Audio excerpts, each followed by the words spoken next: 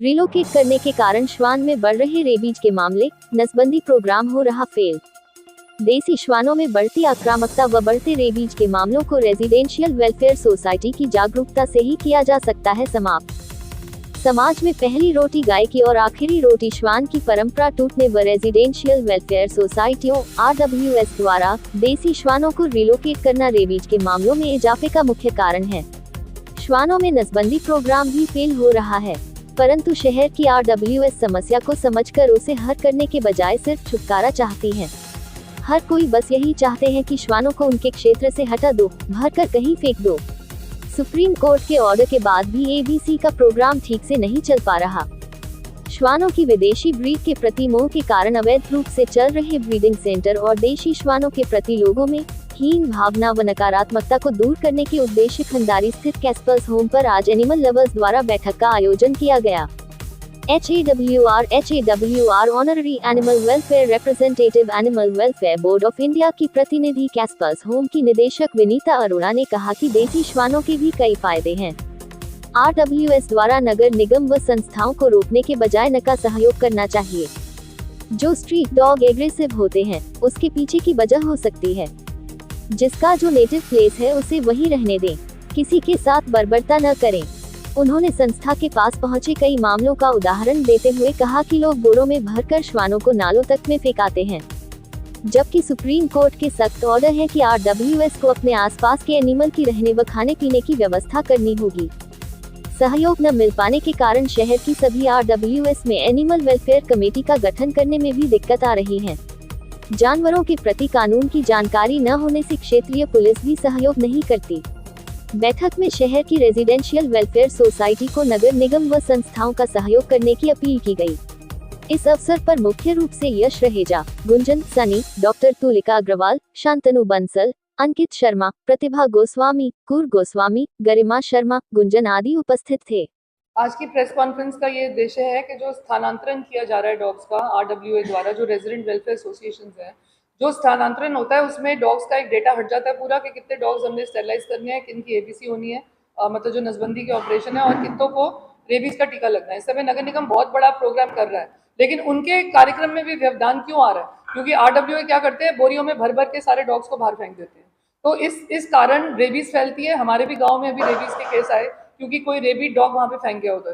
तो ये स्थानांतरण रोकने के लिए बहुत सख्त कदम उठाने पड़ेंगे। हमारा पुलिस बिल्कुल साथ नहीं देती। मैं एक प्रतिनिधि हूँ animal welfare board of India की, और हमें साफ बोला गया कि वहाँ पे एनिमल वेलफेयर कमिटीज बनेंगी, जितनी भी सोसाइटीज हैं, और जो सोसाइटी के हेड हैं, जो बिल्डर्स हैं, सबका ये कर्तव्य बनता है कि वो जितने भी वहाँ पे जानवर रहते हैं उनको ओरिजिनल जगह पर ही रखा जाए और उधर ही फीडिंग पॉइंट्स बने अंदर, उनको उधर ही खाना डाला जाए, वैक्सीनेशन कराई जाए और नसबंदी कराई जाए। इसके अलावा उनकी पावर्स में नहीं है उनको कहीं पे भी स्थानांतरित करना।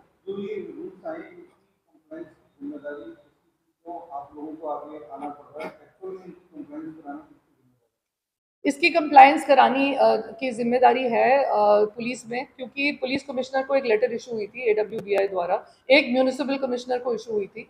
म्यूनिसिपल कमिश्नर ने अपना जॉब किया, उन्होंने टास्क फोर्स भेजी हमारे साथ, लेकिन इन्होंने टास्क फोर्स को भी भगा दिया जो ये सोसाइटीज थी। क्योंकि पुलिस को इसलिए वहाँ पे बुलाया जाता है क्योंकि वो एक प्रोटेक्शन का माध्यम होती है कि वो हमारे को प्रोटेक्ट करेगी। तो जब बेसिक प्रोटेक्शन हमें नहीं मिल रही तो हम लोग एनिमल वेलफेयर कमेटी कहाँ से बनाएंगे?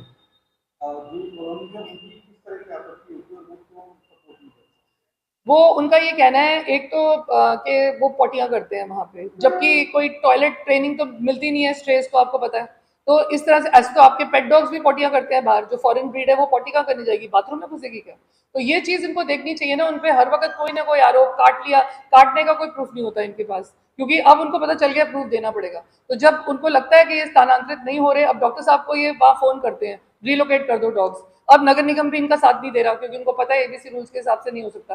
फिर ये क्या करते हैं, अपने इलीगल कैचर्स को या किसी को भी हायर करके, किसी को पैसे देकर, स्वीपर्स वगैरह से वहां से डॉग्स को उठा लेते हैं और फेंक देते हैं बोरियों में डाल डाल के।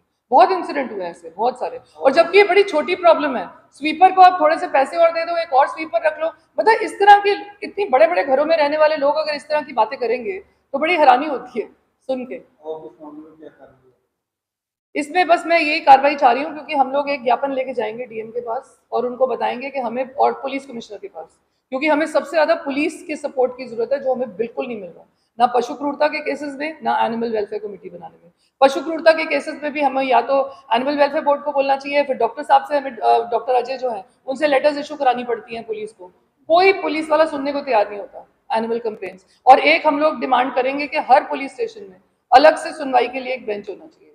मैं अतुल सिरोही, हम सब पशु प्रेमी आज यहाँ बैठ करके सिर्फ इस वजह से बैठना हुआ है कि जो स्ट्रीट डॉग्स हैं, इनको जो घरों पे या कॉलोनियों में या बड़े बड़े उसमें रहते हैं, उनको जो लोग खाना खिलाते हैं, कुछ लोग उनको मारते हैं, उनको समस्याएं पैदा होती हैं और उस वजह से ये विवाद की स्थिति रोजाना बनी रहती है।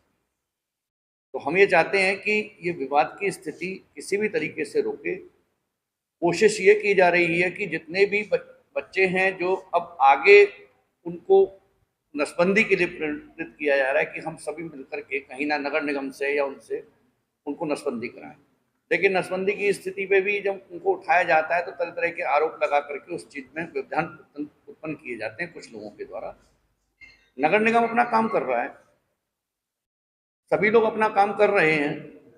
हम लोग कोई अंतरिक्ष से उतरे हुए लोग नहीं हैं जो उनको खिला रहे हैं।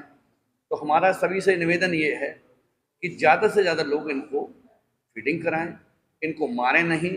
इनको भी जीने का अधिकार है, अगर जीने का अधिकार हमारा है तो जीने का अधिकार उनका भी है। लेकिन लोगों ने एक धारणा बन गई है कि हम उन्हें मारेंगे।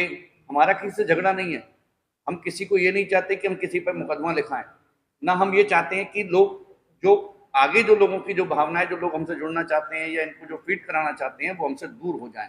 क्योंकि अगर मुकदमेबाजी और ये सब चीज़ें होंगी तो इससे काफ़ी लोगों पे प्रभाव भी पड़ेगा कि एक दूसरे में बेमस्ता आएगी, एक दूसरे में के खिलाफ जो हम लोग सड़कों पर उतरेंगे, वो नहीं होना चाहिए। जो लोग इनको मारते हैं उनसे निवेदन है कि वो इनको मारें नहीं, इनको खाना खिलाएं। हम अपने घरों में देखते चले आ रहे हैं कि पहली रोटी गाय की और आखिरी रोटी कुत्ते की, अब वो पैटर्न खत्म होता जा रहा है। ना गाय को रोटी मिल पा रही है पहली और ना आखिरी रोटी कुत्ते को मिल पा रही है। लोग ये कह रहे हैं कि वो काटता है, तो भाई ये बताइए भूखा इंसान क्या करेगा? अगर उसको पेट भर खाना मिलेगा, एक टुकड़ा आप डाल देंगे तो कोई फर्क नहीं पड़ता है। तो सभी से निवेदन ये है कि वो लोग इनको ध्यान रखें, पशु क्रूरता ना करें।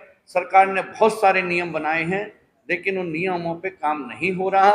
ये हम भी जानते हैं कि इसको अलग अलग डिपार्टमेंट हैं, पशुपालन डिपार्टमेंट है, उनकी जिम्मेदारी है। वहाँ बैठे हुए लोग उस तरीके से काम नहीं कर रहे हैं, तो हम लोगों को सामने आना पड़ रहा है। हम खुद इसमें नहीं चाहते कि हमारा अपना पर्सनल इन्वॉल्वमेंट हो। डिपार्टमेंट अपने तरीके से इनको मैनेज करें और डिपार्टमेंट इनके खिलाफ जो भी कार्रवाई करनी है वो करें। हमें खिलाना है, हम खिलाएंगे और खिलाते रहेंगे। इस टाइम जो हमारे पास थोड़ी समस्या आ रही है कि लोग कंप्लेंट कर रहे हैं कि हमारा जो कम्युनिटी डॉग लोगों को काट रहा है। अब भूखा कुत्ता काटेंगे तो क्या करेगा? जब जब आप डॉग को अगर बाहर जो रह रहा है, क्या आप कहते हैं हड्डी में कुत्ते को रोटी खिला दो घर के बाहर?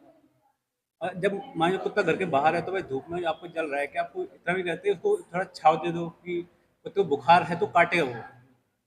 और एक तीसरी समस्या हमारे पास आ रही है स्लाइसिंग वाली। भाई मान लो कोई कुत्ते नसबंदी कर दिया, किसी दूसरे एरिया में छोड़ोगे तो हर कुत्ते की अपनी टेरिटरी होती है, वहीं से पता है। अब कुत्ता दूसरी टेरिटरी में जाएगा तो और कुछ को काटेंगे या उसको मारेंगे। हाँ, और लोग लोग भी उसको मारेंगे, तो सब लोग उसको मारेंगे और बचाव में क्या करेगा वो? और लोगों को काटेगा, फिर लोग कंप्लेंट करेंगे भैया इसको रेबीज हो गया, इसको ये हो गया, ये बीमारी हो गई, इसको ये हो गई। फिर क्या कंप्लेंट क्या आएगी? पट्टे मार के फेंक दो। और सबसे समस्या क्या आती है? या तो भाई 10 जगह कुत्ते को छोड़ रहे हैं या बीमार है खाएंगे। फिर मेरी समस्या हमारे पास ये आती है। मैं वेदांश चतुर्वेदी। और मैं रेहान चतुर्वेदी। जैसे ही हमारा खुद का लंच डिनर जो भी होता है, हमारा जैसे ही हो जाता है हम डॉग्स को फीड कराना शुरू कर देते हैं।